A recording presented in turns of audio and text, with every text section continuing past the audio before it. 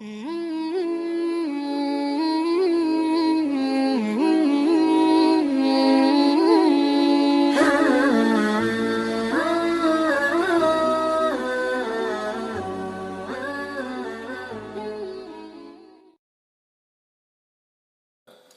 saudara-saudara kita terjerumus dalam praktek tahlilan.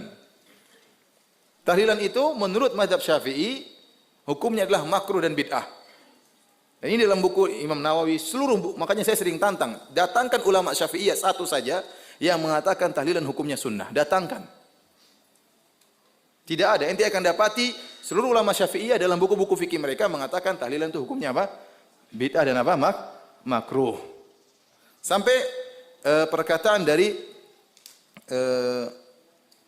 ulama Syafi'iyah orang Indonesia yang bernama Muhammad Arsyad Al-Banjari dalam kitabnya Sabilul Muhtadin. Dalam kitabnya Sabilul Muhtadin. Saya bacakan ya. Halaman 503. Sabilul Muhtadin ini Muhammad Arsyad Al-Banjari, ulama besar ya, yang kemudian terkenal di Banjarmasin sampai sekarang punya masjid. Ada nama masjid namanya Masjid Sabilul Muhtadin. Dia punya buku kitab fikih. Dia berkata,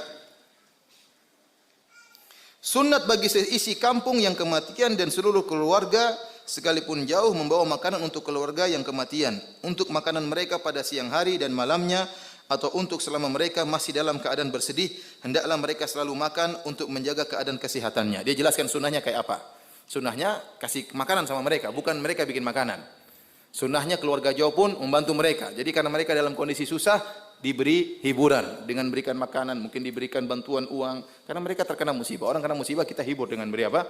Makanan. Bukan sebaliknya, mereka kerepotan. Kemudian beliau berkata, makruh lagi bid'ah bagi yang kematian membuat makanan untuk dimakan oleh orang banyak, baik sebelum maupun sesudah mengubur, seperti yang kebiasaan dikerjakan oleh masyarakat. Kalau tahlilan dalam arti bacaan-bacaan tahlil itu hukumnya dianjurkan karena itu berzikir kepada Allah. Mungkin yang dimaksud itu sedekah makan, ya.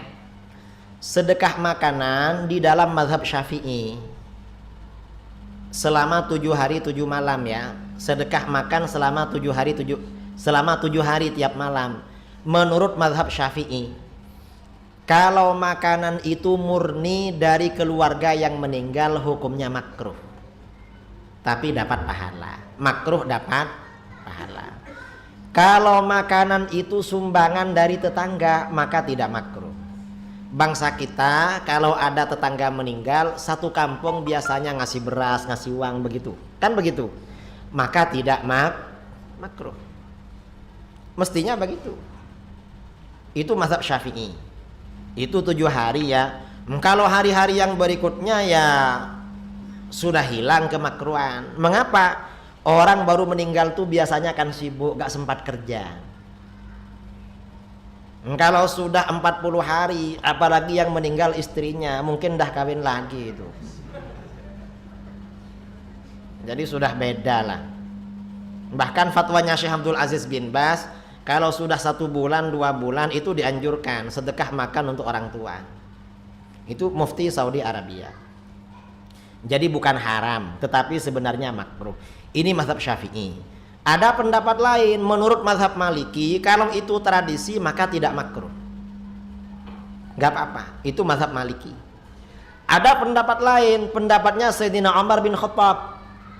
Dalam kitab-kitab hadis, ketika beliau akan wafat, menganjurkan, menyuruh anak-anaknya menjamu tamu-tamu yang takziah.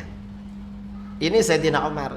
Kita tinggal pilih. Ada pendapat lain, pendapatnya Sayyidah Aisyah radhiyallahu anha, istri Rasulullah SAW.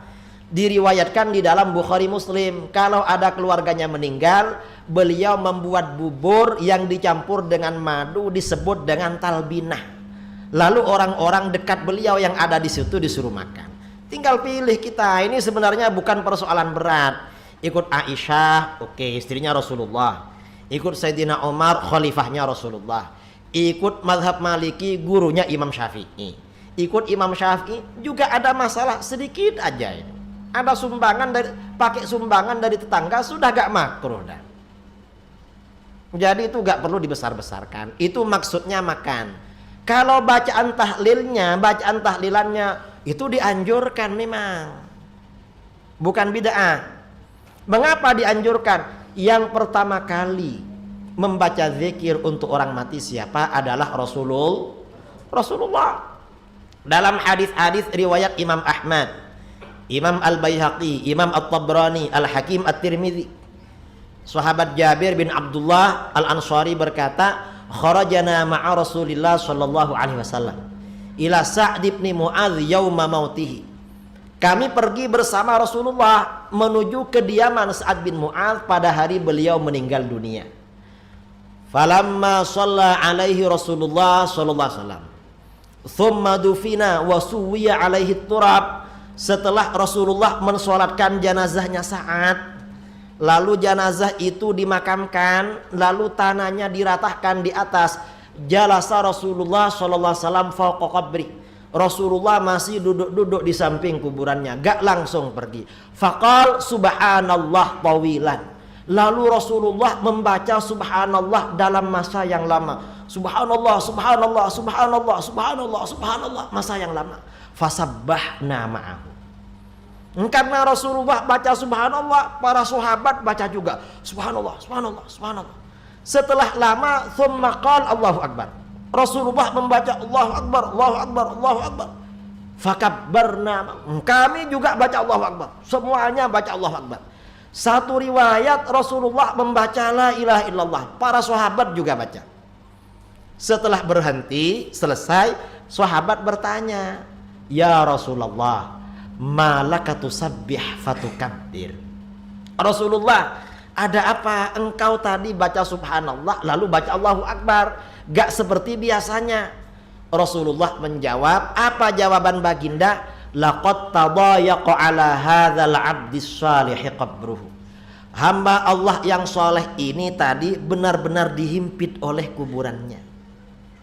Karena itu saya bacakan zikir hatta yufarrijahullahu an, hingga Allah melepaskan beliau, hingga Allah melepaskannya dari himpitan kubur. Sa'ad bin Mu'adz ini orang soleh yang mensolatkan Rasulullah masih dihimpit oleh kuburan. Untuk lepas dari himpitan, Rasulullah dan para sahabat perlu membacakan zikir. Yang kita ini kira-kira dihimpit apa enggak? Yang soleh aja dihimpit, apalagi yang tidak soleh. Sa'ad bin Mu'adz ini dari tingginya derajat beliau, kesolehan beliau, ketika Sa'ad ini wafat, Rasulullah bersabda, ihtazzal arsyu limauti Sa'din. Arsy bergoyang, bergerak-gerak karena meninggalnya Sa'ad. Mengapa arsy bergerak-gerak? Karena senang, girang akan didatangi ruhnya Sa'ad. Arsy itu ketika Sa'ad meninggal itu gerak-gerak karena senang. Walaupun begitu ternyata dihimpit oleh alam kubur. Makanya kata para ulama, zikir yang kita baca untuk orang mati itu sangat bermanfaat. Nah, bacaan itu oleh para ulama dikemas di dalam susunan bacaan tahlil. Itu bagian-bagian yang ada di tahlil, ada dalilnya semua itu. Ini hanya sebagian dalil yang saya sampaikan. Dikira tahlil gak ada gunanya. Yang mencontohkan Rasulullah, dan ini hadisnya sahih memang. Makanya kita kalau ada meninggal yang rajin tahlil, biar kita nanti kalau mati ditahlilkan sama orang. Mengapa? Nah, orang ini kalau sudah mati yang diperlukan doa orang yang masih hidup. Memang itu.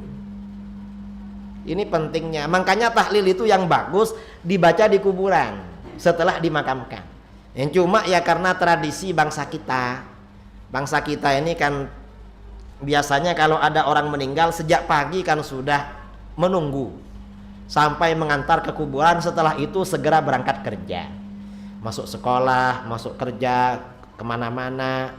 Maka bagaimana tahlilan akhirnya ditunda malam hari. Karena juga keluarga yang meninggal dunia akan bersedekah. Dan itu sedekah bermanfaat bagi orang mati. Mengapa? Karena sedekah ini dapat memberikan ampunan dosa kepada orang yang meninggal. Ini ya, saya sampaikan 2 riwayat saja tentang ampuhnya sedekah. Dulu Rasulullah SAW meriwayatkan, hadisnya sahih riwayat Ibnu